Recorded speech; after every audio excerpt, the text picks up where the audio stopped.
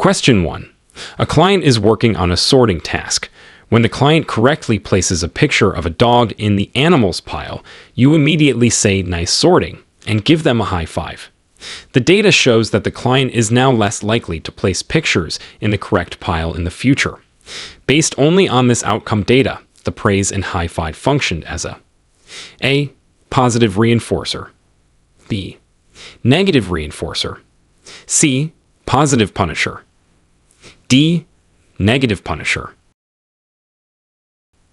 Answer: C. Positive punisher. This question tests your understanding that the effect on future behavior defines the consequence.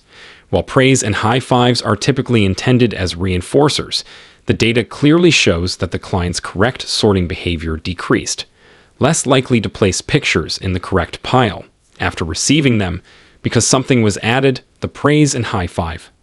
Positive: immediately after the behavior and the behavior decreased, punisher. The consequence functioned as a positive punisher in this specific instance, regardless of intent. Positive reinforcement would increase the behavior. Negative reinforcement increases behavior by removing something unpleasant. Negative punishment decreases behavior by removing something pleasant. The outcome is the only thing that matters when identifying function. Sometimes what you think is reinforcing can accidentally punish. Question 2. Your supervisor asks you to collect duration data on a client's engagement with peers during group activities.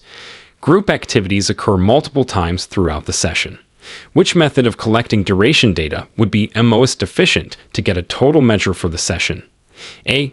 Start a timer every time peer engagement occurs and stop it when it ends, then sum the times at the end of the session. B. Use a stopwatch to measure the entire duration of each group activity, regardless of the client's engagement.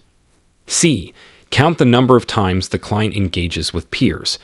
D. Use momentary time sampling to check for engagement at the end of intervals. Answer: A. Start a timer every time peer engagement occurs and stop it when it ends, then sum the times at the end of the session. This question asks about a practical way to collect total duration data for a behavior that happens multiple times. To get the total duration of a behavior across a session, you need to measure the length of each instance of the behavior from start to finish, and then add all those durations together. Option A describes this process. Option B measures the duration of the activity, not the client's behavior within it. Counting. C is frequency, not duration. Momentary time sampling. D is a discontinuous method for estimating frequency or duration, not for getting an exact total duration. For total time spent on a behavior, time each occurrence and add them up. Question 3. A client engages in hand flapping, a stereotypy, primarily when they are not engaged in any other activity. This behavior does not result in attention or access to items, and does not stop them from having to do tasks. What is the most likely function of this behavior? A. Escape from demands. B. Access to attention. C. Access to tangibles. D. Automatic reinforcement. Answer: D. Automatic reinforcement. This question presents a scenario where the behavior seems to occur in the absence of typical external consequences. Attention, tangibles, escape. The clues are that it happens primarily when they are not engaged in any other activity, and does not result in attention or access to items, and does not stop them from having to do tasks. These rule out attention, access, and escape functions. Behaviors that are maintained by the sensory input or internal sensation they produce without external consequences are typically maintained by automatic reinforcement. Hand flapping often falls into this category, providing internal stimulation. If the behavior doesn't seem to get anything from the environment or get away from anything, consider automatic reinforcement. Question 4. You are teaching a client to answer the question, "What sound does a cow make?" You say, "What sound does a cow make?" and the client says, "Moo." This is an example of A. Mand. B. Tact.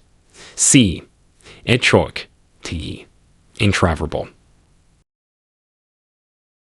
Answer: D. Intraverbal.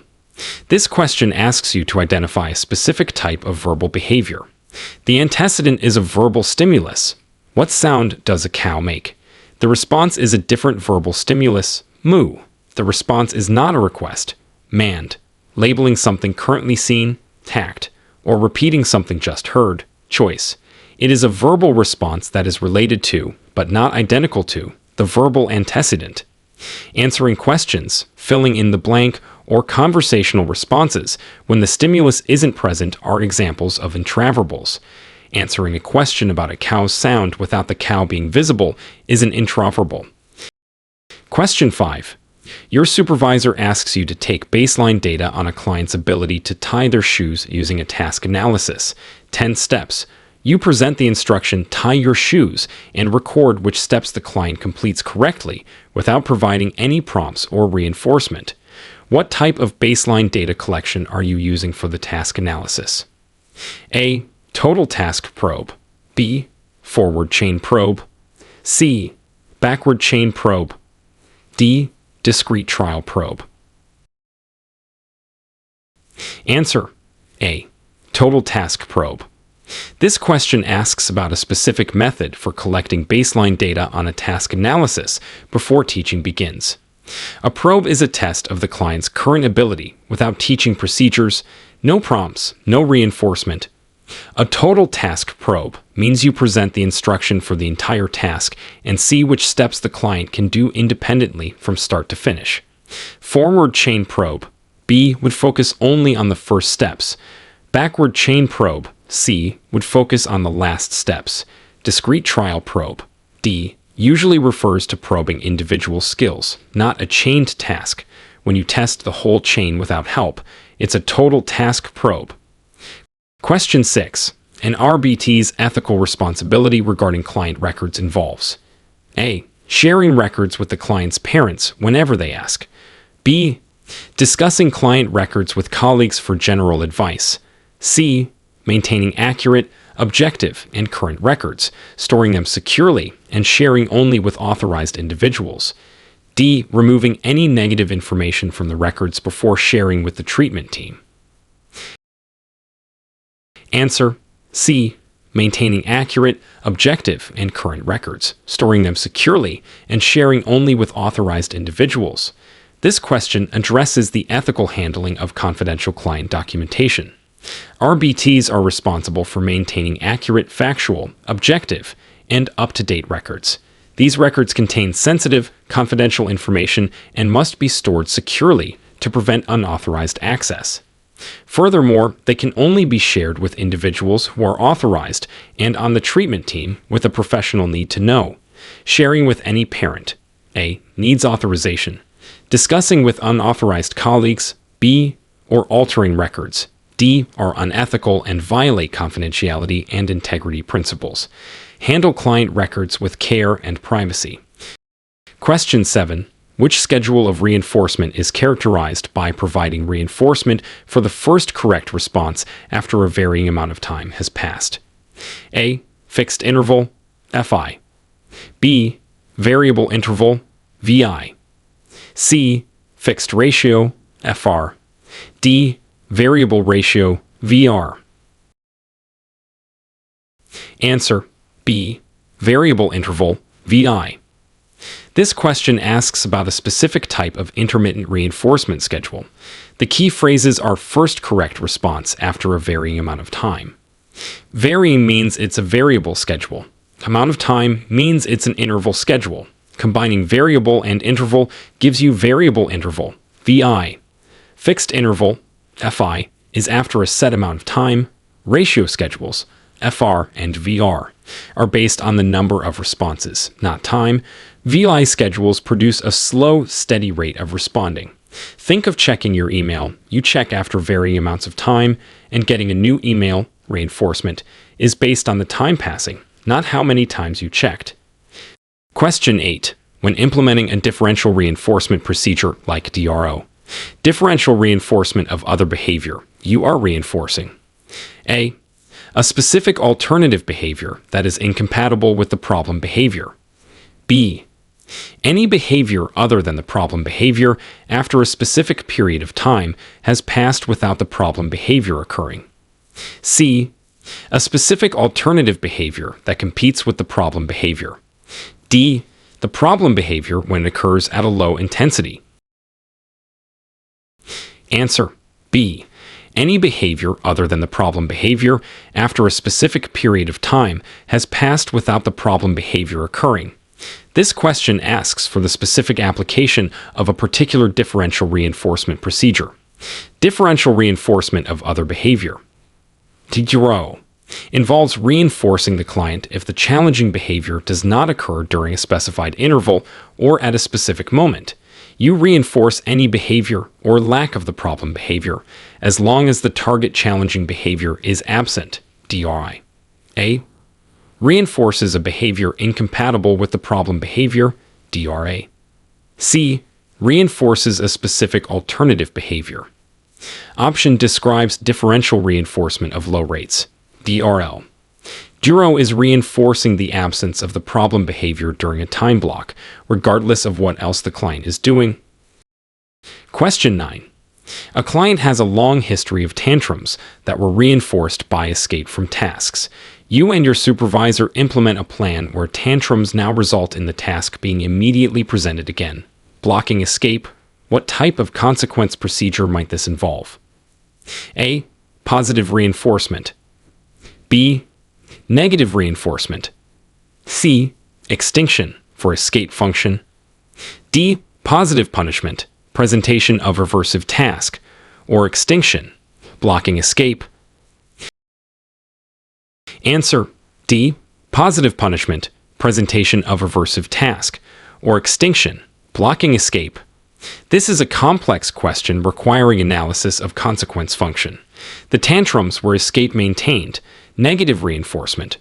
The intervention involves the behavior, tantrum, resulting in the presentation of the non-preferred task. If the task is considered an aversive stimulus, presenting it contingent on the behavior is positive punishment. Adding something unpleasant decreases the behavior. This also functions as extinction for the escape function, because the behavior no longer results in getting out of the task. Instead, it leads back to the task. It stops the usual escape consequence, so it often functions as both positive punishment, adding the task, and extinction, removing the escape payoff. Question 10. You are asked to collect data on compliance with instructions. For each instruction given, you record if the client responded correctly or incorrectly. What data collection method are you using? A. Frequency. B. Duration. C. Interval recording. D. Per opportunity. Trial by trial. Answer. D. Per opportunity. Trial by trial. This question asks about collecting data on teaching trials or specific opportunities to respond. When you present an instruction, an opportunity, and record the outcome, +/ or correct/incorrect.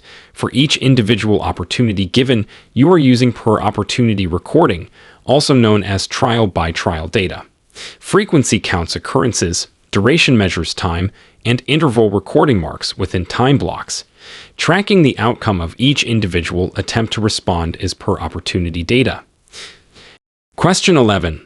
Which type of preference assessment typically takes the most time to conduct but can provide a clear hierarchy of preferences? A. Free operant observation. B. Single stimulus. C. Paired stimulus, forced choice. D. Multiple stimulus without replacement, MSWO. Answer C. Paired stimulus, forced choice. This question asks about the efficiency vs. effectiveness of different preference assessments. Paired stimulus involves presenting every item in the set paired with every other item. If you have 5 items, this requires 10 different pairs to be presented. This becomes very time-consuming as the number of items increases. However, because the client has to choose between 2 items each time, it generally provides a robust and clear hierarchy of preferences. Free operant, A, and single stimulus, B, are usually faster but provide less of a hierarchy. MSWO, D, also provides a hierarchy and is faster than paired stimulus but less exhaustive. Paired stimulus is thorough but time-intensive. Question 12. Your supervisor discusses treatment integrity or fidelity of implementation. What does this refer to? A. How quickly the client is making progress in treatment. B. How accurately the behavior change procedures are implemented by the RBT. C. How often the RBT attends supervision meetings. D. How truthful the RBT is in their documentation. Answer. B. How accurately the behavior change procedures are implemented by the RBT. This question asks about a critical concept in ensuring ABA services are effective. Treatment integrity, or fidelity of implementation, refers to the extent to which the behavior intervention plan or skill acquisition program is implemented exactly as it was designed by the supervisor. If RBTs don't implement the procedures consistently and correctly, it's impossible to know if the plan is effective, and the client's progress may be negatively impacted. Progress, A, and documentation truthfulness, D, related to integrity, are important but different concepts. Treatment integrity is about following the plan precisely. Question 13. An RBT receives a request from a client's teacher to share detailed information about the client's behavior plan and history. The parent has signed a general release of information for communication between the ABA agency and the school. What is the most appropriate action for the RBT? A. Share all requested information with the teacher, as a release is on file. B. Explain that you cannot share information directly, but you can facilitate communication between the teacher and your supervisor. C. Ask the teacher to get specific permission from the parents for you to share details. D. Share only general, non-sensitive information about the client's progress. Answer. B. Explain that you cannot share information directly, but you can facilitate communication between the teacher and your supervisor. This question tests your understanding of communication protocols and scope of practice, even with a release of information. While a release allows communication, the RBT's role is implementation, not clinical consultation or interpreting complex plan details or history for other professionals. Your supervisor is responsible for communicating clinical information, collaborating with other providers, and ensuring the information shared aligns with the release and the overall plan. Direct the teacher to your supervisor or offer to connect them. You facilitate the connection to the person authorized to share clinical details. Question 14. A client engages in property destruction when a preferred item is removed. The destruction results in the item being returned. The most likely function of the property destruction is A. Attention. B. Escape. C. Access to tangibles. D. Automatic reinforcement. Answer. C. Access to tangibles. This question describes a behavior that is maintained by regaining something desired. The antecedent is the removal of a preferred item. The behavior is property destruction. The consequence is the item being returned. When a behavior is reinforced because it results in gaining access to a specific item or activity, the function is access to tangibles/activities. Escape would be getting away from something. Attention would be getting social interaction. Automatic reinforcement is internal. The destruction got them the desired item back. That's access. Question 15. When using prompting, which prompt fading procedure involves changing the prompt stimulus itself, for example, making the correct answer on a flashcard gradually smaller or less noticeable? A. Stimulus fading. B. Response fading. C. Least to most prompting. D. Graduated guidance. Answer. A. Stimulus fading. This question asks about a specific way to fade prompts that involves changing the materials or stimulus. Stimulus fading involves gradually altering the physical characteristics of the stimulus, like its size, intensity, or position, to make the correct response more likely initially, and then gradually fading those alterations until the client responds to the natural stimulus. Response fading. B. Involves reducing the level of assistance in a response prompt example, full physical to light physical. least to most, C, and graduated guidance, D, or response prompting strategies, not stimulus fading methods. Changing the visual cue itself is stimulus fading. Question 16. You are tracking the total time a client spends tantruming each day. On Monday, they tantrumed for a total of 15 minutes across 3 instances. On Tuesday, they tantrumed for a total of 10 minutes across 5 instances. What type of data are you reporting to your supervisor? A. Frequency. B. Duration. C. Rate. D. Both frequency and duration. Answer: D. Both frequency and duration. This question asks what dimensions are being reported when you track both the number of instances and the total time spent on the behavior. You know the number of times they tantrumed. Frequency: 3 on Monday, 5 on Tuesday, and the total time they spent tantruming. Duration: 15 minutes on Monday, 10 minutes on Tuesday. Reporting both provides a more complete picture of the behavior. Frequency is just the count. Duration is just the total time. Rate is frequency per unit of time. Since you have both the count and the total time, you are reporting both frequency and duration. Question 17. An RBT is asked by a parent about their opinion on the BCBA's decision to use a specific procedure in the behavior plan. The RBT does not fully agree with the BCBA's approach. What is the ethical and appropriate response? A. Share your honest opinion with the parent and explain your concerns about the procedure. B. Tell the parent you cannot discuss clinical decisions, but you can facilitate communication with the BCBA. C. Tell the parent that the BCBA knows best and you have to follow the plan. D. Avoid the question and change the subject. Answer: B. Tell the parent you cannot discuss clinical decisions, but you can facilitate communication with the BCBA. This question addresses professional boundaries and how to handle disagreements with your supervisor when asked by a parent. You should never undermine your supervisor by sharing your disagreements or concerns about their clinical decisions directly with the parent. A. While explaining you must follow the plan is true. C. It can come across as dismissive. The most ethical and professional response is to explain that you are not the person who makes clinical decisions and are not authorized to discuss the rationale behind the plan, but you are happy to help connect them with the BCBA to discuss it. Direct clinical questions to the BCBA.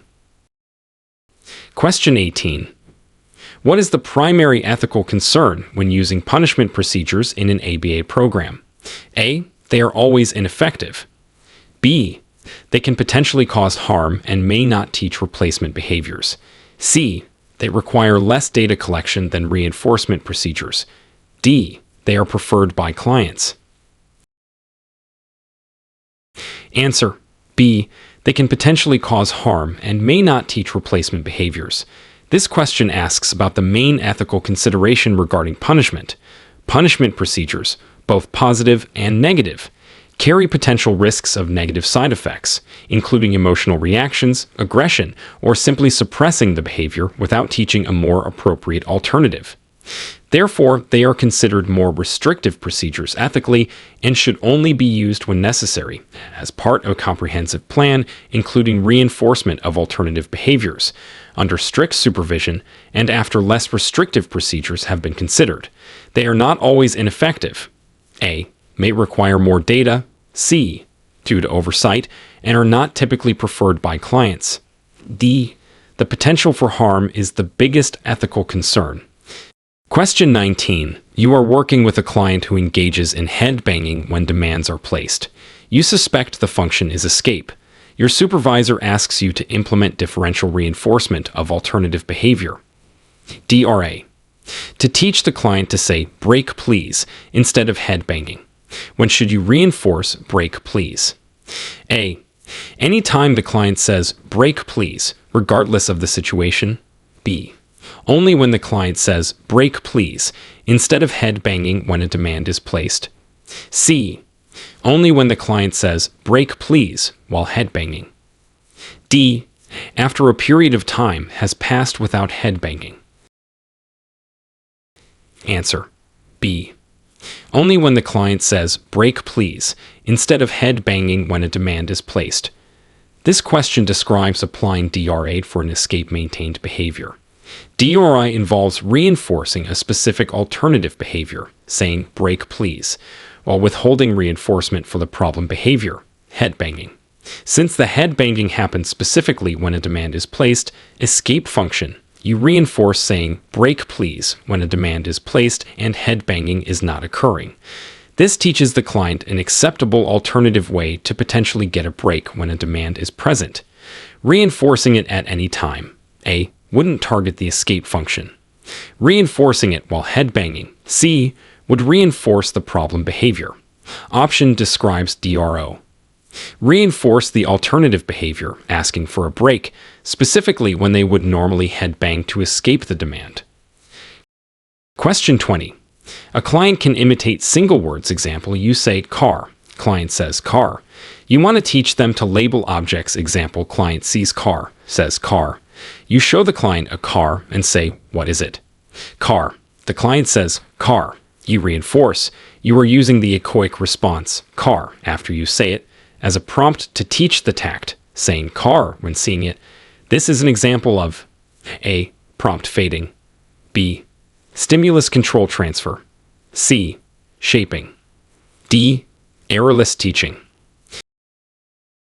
Answer, B, stimulus control transfer. This question describes a procedure used to shift the control of a behavior from one stimulus to another. The client can already echo car after you say car. Echoic control. You want the picture/object of the car to evoke the word car after seeing the car, tact control, by pairing the visual stimulus, car, with the verbal stimulus, car, and reinforcing the response. You are transferring stimulus control from your verbal cue to the visual cue. Shaping builds new behaviors. Prompt fading reduces prompts, but here the focus is on which stimulus is triggering the response. Errorless teaching often uses stimulus control transfer, but the process described is the transfer itself. You're transferring control from your voice to the picture. Question 21. When collecting data on a low-frequency behavior example occurs 0 to 2 times per session. Which measurement method is typically the most accurate and appropriate?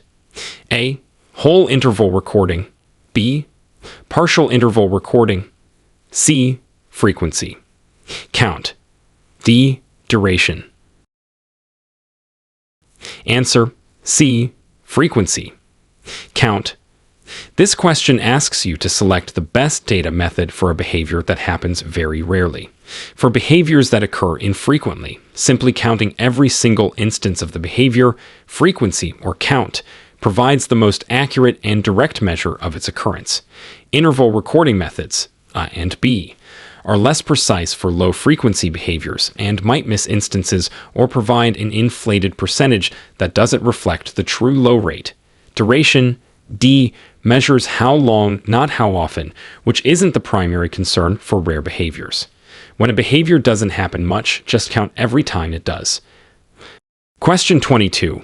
If a client's behavior decreases because they lost access to their iPad immediately following the behavior, and this loss of access was planned as part of the intervention, this is an example of A, extinction, B, response cost, C, timeout from reinforcement, D, either response cost or timeout, depending on the specific procedure. Answer, D, either response cost or timeout, depending on the specific procedure. This question describes a consequence involving the removal of something preferred to decrease a behavior, negative punishment. Both response cost and timeout from reinforcement are types of negative punishment that involve removing access to reinforcement. Response cost, B, involves removing a specific amount of a reinforcer, like taking away a token or minutes of iPad time. Timeout, C, involves removing the individual from the reinforcing environment or removing all access to reinforcement for a period.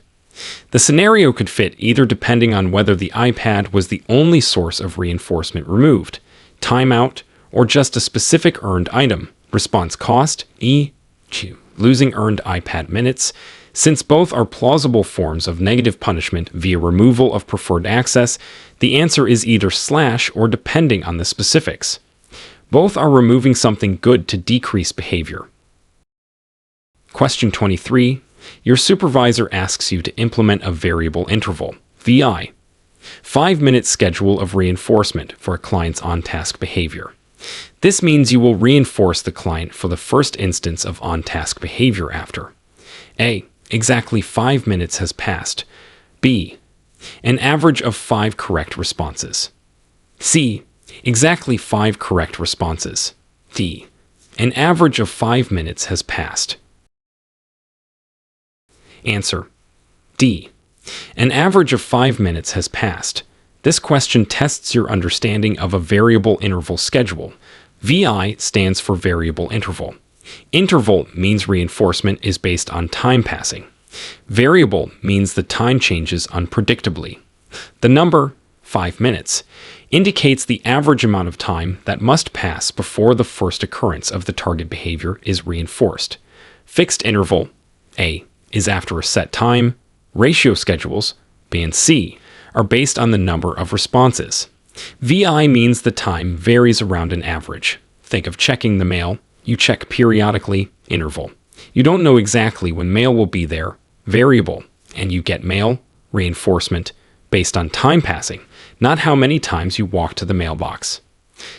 Question 24. When implementing a task analysis using backward chaining, when do you deliver reinforcement? A. After the client independently completes the first step. B. After the client independently completes the entire chain of steps being worked on in that trial. C. After the client makes a correct response on any step. D. After the client makes an error on any step. Answer: B. After the client independently completes the entire chain of steps being worked on in that trial. This question asks when reinforcement is delivered in backward chaining. In backward chaining, you teach the steps from the end. Even when the client is only independently performing the very last step, they receive reinforcement immediately after completing that last step, because that signifies the completion of the entire chain being attempted in that trial. With earlier steps prompted, as they master more steps from the end, they continue to be reinforced upon completing the full sequence of steps being worked on. Reinforcement in chaining comes at the end of the learned sequence. Question 25. You are teaching a client to identify objects by feature, function, or class, example asking which one has wings, while showing pictures of a bird and a dog and reinforcing pointing to the bird. This is primarily targeting. A. Manned. B. Tact. C. Listener responding by feature, function, or class. RFFC. D. Intraverbal. Answer: C. Listener responding by feature, function, or class. RFFC. This question describes a specific, more complex type of listener responding. While it involves listening and responding non-verbally, listener responding, the prompt requires the client to identify an item based on its characteristics, wings, what it does, eat with, or what group it belongs to, type of animal. This specific type of listener discrimination based on abstract qualities is called listener responding by feature, function, or class. LRFFC.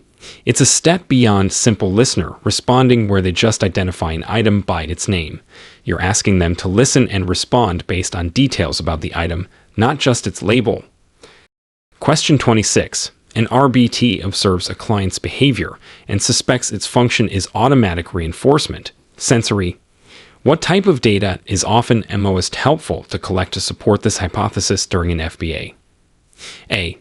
ABC data focused on consequences provided by others. B. Scatterplot data showing when and where the behavior occurs. C. Frequency counts of the behavior across different tasks/levels of engagement. D. Descriptive data that notes what the client is doing right before and whether others are present. Answer: D. Descriptive data that notes what the client is doing right before and whether others are present. This question asks about data useful for assessing automatic function. Automatic behaviors are maintained by internal sensations, often occurring when the client is alone or not engaged. Data that helps rule out social functions, attention, access, escape, and notes the state of the environment when the behavior occurs is helpful. Descriptive data including antecedents, what was happening before, and whether others were present and how they responded or didn't respond, helps support or rule out automatic function. Scatter plots. B. Show patterns over time/location. Frequency. C. Is just a count. ABC data focused only on consequences by others. A. Wouldn't capture automatic function. Data showing the behavior happens when the client is alone or when others don't react points towards automatic. Question 27. What is the ethical principle related to being truthful and avoiding deception in your professional activities? A. Beneficence. B. Integrity. C. Confidentiality. D. Autonomy. Answer. B. Integrity. This question asks about an ethical principle guiding professional conduct. Integrity means acting honestly, truthfully, and accurately in all professional interactions, including documentation, communication with supervisors, and representation of your skills. Beneficence is doing good, confidentiality is privacy, autonomy is choice. Being truthful and accurate in your work is about maintaining integrity. Question 28. You are tracking a behavior that occurs at a very high rate, and you are using partial interval recording with 10-second intervals. If the behavior occurs for 8 seconds, stops for 1 second, and occurs again for the last 1 second of the interval, how do you record data for that 10-second interval? A. Mark yes. B. Mark no. C. Record duration, 9 seconds. D. Record frequency, 2 instances. Answer. A. Mark yes. This question tests a tricky aspect of partial interval recording. Remember, with partial interval recording, you mark yes if the behavior occurs at any point during the interval. Even though the behavior stopped briefly, it did occur for a total of 9 seconds within the 10-second interval. Since it happened at some point, you mark yes. Whole interval would be no, because it wasn't continuous. Momentary would depend on what happened at the exact end. Partial interval just needs the behavior to show up at some point during the interval. Question 29. When using positive punishment, the procedure involves A. Adding something desirable to decrease behavior. B. Removing something desirable to decrease behavior. C. Adding something unpleasant to decrease behavior. D. Removing something unpleasant to decrease behavior. Answer. C. Adding something unpleasant to decrease behavior. This question asks for the precise definition of positive punishment. Punishment decreases behavior. Positive means something is added. Therefore, positive punishment involves adding an aversive or unpleasant stimulus immediately following a behavior, which results in the behavior decreasing in the future. Adding extra chores, unpleasant stimulus, contingent on arguing, behavior, which decreases arguing, is positive punishment. Question 30. An RBT is working on a skill acquisition program. The program states to use a least to most prompting strategy. This means the RBT will A. Start with the least intrusive prompt and move to more intrusive prompts as needed. B. Start with the most intrusive prompt and fade to less intrusive prompts. C. Use only the least intrusive prompt level throughout the trial. D. Use only the most intrusive prompt level throughout the trial. Answer. A. Start with the least intrusive prompt and move to more intrusive prompts as needed. This question asks about a specific prompting hierarchy strategy. Least to most prompting, LTM, involves starting with the least intrusive prompt you think might be effective, example, a gestural prompt, and only moving to more intrusive prompts, example, physical prompt, if the client doesn't respond or responds incorrectly at the lower level. This strategy minimizes prompt dependency by giving the client opportunities to respond with minimal help. Most to least, MTL, is the opposite, B. Using only one level throughout isn't fading, CD. LTM starts with the least help and increases only as needed. Question 31. What is the primary role of baseline data in the behavior change process? A. To show the client's parents that treatment is necessary. B. To determine the function of the target behavior. C. To provide a clear picture of the behavior before intervention starts, for comparison later. D. To teach the client how to respond to instructions. Answer: C. To provide a clear picture of the behavior before intervention starts, for comparison later. This question asks about the fundamental purpose of collecting data before starting an intervention. Baseline data measures the behavior as it naturally occurs before any new plan or program is implemented. This provides a starting point that the team can use to visually compare against the data collected during the intervention to see if the intervention is having the desired effect, increasing a skill, decreasing a problem behavior. While it can inform discussions about necessity, A, or function, B, its core role is the before and after comparison. Baseline shows you the starting line, so you can see if you move forward. Question 32. An RBT receives feedback from their supervisor that they need to be more objective in their session notes and avoid making assumptions about the client's internal states. Which of the following is the most objective note? A. Client was angry. B. Client seemed frustrated. C. Client exhibited aggression. D. Client furrowed brow, pushed materials away, and said no. Answer: D. Client furrowed brow, pushed materials away, and said no. This question tests your ability to identify the most objective behavioral description among options. Objective descriptions report what you can directly see and hear. Options A. Angry. B. Seemed frustrated. And C. Aggression are interpretations or labels that are not precisely observable.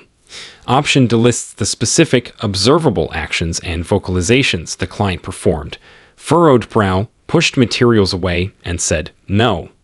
Anyone observing the same event would agree on whether these specific actions occurred. Be a reporter, not an interpreter, in your notes. Question 33. When teaching a complex, multi-step skill using a task analysis, reinforcement is delivered upon the completion of the skill or sequence being taught. This is a characteristic of A. Shaping. B. Discrete trial training. C. Chaining procedures. D. Differential reinforcement. Answer: C. Chaining procedures. This question asks about the method for teaching complex skills composed of multiple steps. Chaining procedures, forward chaining, backward chaining, total task chaining, are methods specifically designed to teach a sequence of behaviors. A task analysis, by reinforcing the completion of the entire chain or a portion of it being worked on. Shaping builds a single behavior. DTT teaches skills in discrete trials. Differential reinforcement involves reinforcing one behavior while not reinforcing another. Chaining is how you teach tasks with multiple steps by linking them together and reinforcing the completed chain. Question 34. What is the ethical responsibility of the RBT if they are asked to collect data on a behavior using a method they have never been trained on? A. Attempt to collect the data to the best of their ability. B. Decline to collect the data and state they are unable to. C. Inform their supervisor immediately and request training on the specific data collection method. D. Look up instructions for the data collection method online and then attempt it. Answer: C. Inform their supervisor immediately and request training on the specific data collection method. This question is another variation testing the RBT's ethical responsibility related to competence and seeking supervision.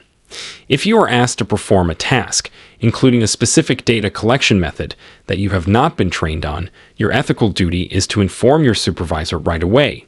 You should not attempt it untrained. D. As this could lead to inaccurate data, nor simply refuse. B. Without seeking the necessary training first. Your supervisor is responsible for ensuring you are trained on all required procedures. Speak up and ask for training when you need it. Question 35. You are tracking the time it takes from when you give the instruction clean up until the client picks up the first toy. This is a measure of A. Duration, B. Frequency, C. Latency, D. Inter-response time, IRT. Answer C. Latency. This question asks about a specific time-based measurement. The phrase time it takes from when you give the instruction stimulus until the client picks up the first toy start of behavior measures the time elapsed between the presentation of an antecedent stimulus and the initiation or start of the behavior. This is the definition of latency. Duration measures how long the cleaning up lasts. Frequency is how many times they clean up or instances of picking up. IRT is the time between picking up one toy and picking up the next. Latency is the time from the cue to the start of the response.